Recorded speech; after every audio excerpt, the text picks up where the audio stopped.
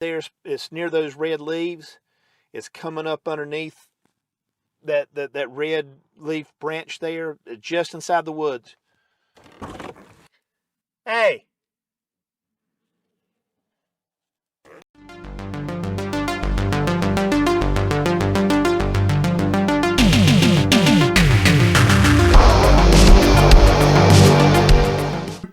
Writer, director and star Robert J. Howard III brings us Something Walks in the Woods. Now this is a 2023 found footage mockumentary style movie. The story is we follow our writer, director and star as he is a filmmaker trying to uncover paranormal instances of different things, and he'd previously done some work with aliens, and he's contacted someone who claims that there is a ghost that walks through the forest every night. So he goes and investigates and sets up shop effectively and sees that there is indeed this, what appears to be a ghost that walks through this particular forestry area. Now this forestry area is private land, so he wants to investigate further and asks for permission from the landowners, and ultimately spends a night in the woods. Now what will happen there, you'll have to watch the movie and find out. So let's discuss what I think works in this movie. So I would cover this under the banner of found footage, but it is trying to be more like a mockumentary, if that makes sense. So this is less of a kind of shaky cam sort of style running through the woods movie, more, you know, the camera set up in a tripod with multiple angles and things like this, and interviews and such, and talking directly to the camera about the subject matter. So that's the kind of movie that it is. Let's talk about what I think works in this movie's favour. I think the fact that we have our our main guy in this movie, the producer, the writer, the director, the star, he is really the driving force behind this movie, and he has done a few movies where, you know, it's kind of a similar sort of thing, I believe. So he's kind of playing himself. He's clearly got a vested interest in the cryptids and supernatural stuff, so I'm sure this wasn't a stretch. So as such, it kind of feels like you're watching a legitimate style of documentary, which is a weird thing to try and have to think, is it good? Because we know it's not a real one, so, but it's kind of in that style of it should be real. So it's kind of like, well, it's like, what's the point of watching a fake documentary? Almost. It's a hard, is there a market for that? I guess the word mockumentary is there for a reason.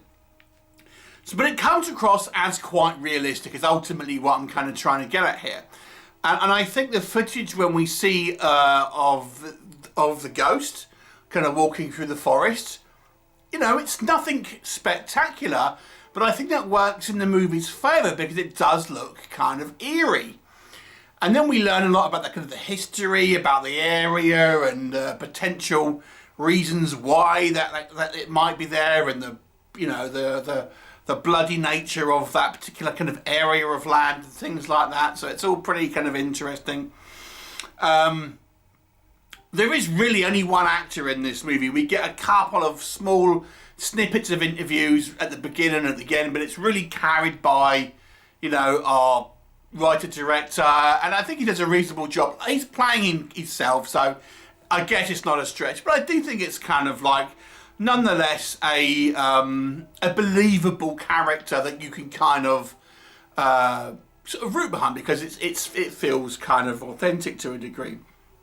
Now, it's a lower budget film, and it doesn't try to overextend itself with too much whiz-bang spectacle.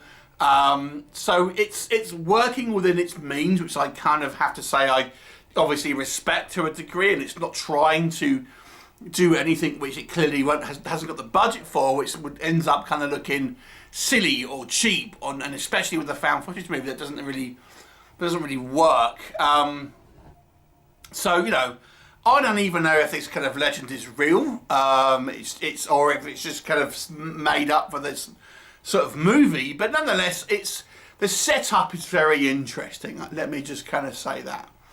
let's talk about what doesn't work. The setup is interesting, but I have to say, once we get into the woods and start camping, it gets a little boring.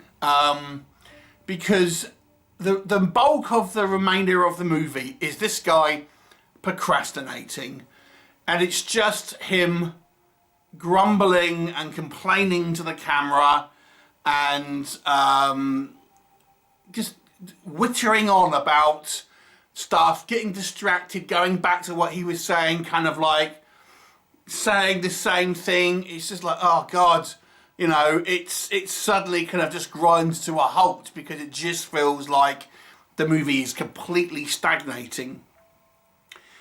Don't be expecting to see anything really in this film. They put the money shot at the end of the first act, and there's nothing really outside of a few sound effects and flashing lights. It kind of feels like one of those legitimate, you know, paranormal documentaries where there's lots of flashing lights and people go, oh yeah, it's definitely a ghost. So yeah, and then I think the conceit of it being this him exploring the woods, when you think about the logistics of it, like he's got cameras where you see him like walking towards the camera, like they set up a camera, and I'm thinking, well, that doesn't really work if we're saying this is kind of like legitimately you walking through the woods, because you would have had to have go and put a camera up the road and then walk back and then walk to the camera and kind of like head towards it to get that shot. Had that been a traditionally filmed movie, then fine, that shot makes sense. But in the kind of the context that this is meant to be, you know, quote unquote real footage, there's clearly kind of set up shots here, which doesn't really make sense. We have batteries that seem to last forever. He's handily bought no flashlight or torch or anything to kind of look around the forest. His phone dies, which conveniently stops him from asking for help, but the cameras don't die because obviously we need to kind of see the footage, or he needs to kind of take the footage. So that was convenient. And then the big thing is that, you know, we find a bone in the forest or like an old arrowhead, and you know, that's kind of it really. And then at the beginning of the movie, it kind of shows you a scene and then goes 2 weeks earlier, has a little bit of more footage, and it shows you the same scene again. So did we need to see the scene twice? And it's the full scene that you see twice.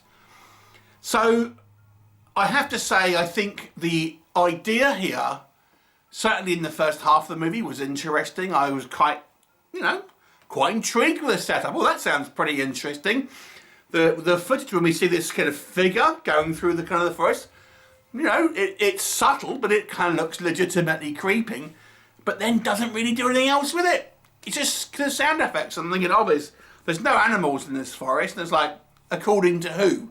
You know, that's what you've heard, but like, it's the forest. Surely there's going to be something. So I have to be honest with you, I found this movie ultimately dull. Good idea, and I think it's realistic to a point. So if you do like cryptids and that kind of thing, and you want to watch a documentary style, but it's not really a documentary, then you may want to check it out. But then I don't know why you just wouldn't watch a documentary, if that makes sense. This is what I mean about the mockumentary. It kind of, it's not as narratively conducive to a typical found footage movie. And if you want to watch this style, surely you'd want to watch an actual documentary. I mean, the only way they could have got around it, I feel, is had they had some big reveal or big set piece, but it doesn't. So it's a 4 out of 10. Have you seen this? What did you think of it? Please do leave me a comment and I'll look forward to seeing you next time. Bye for now.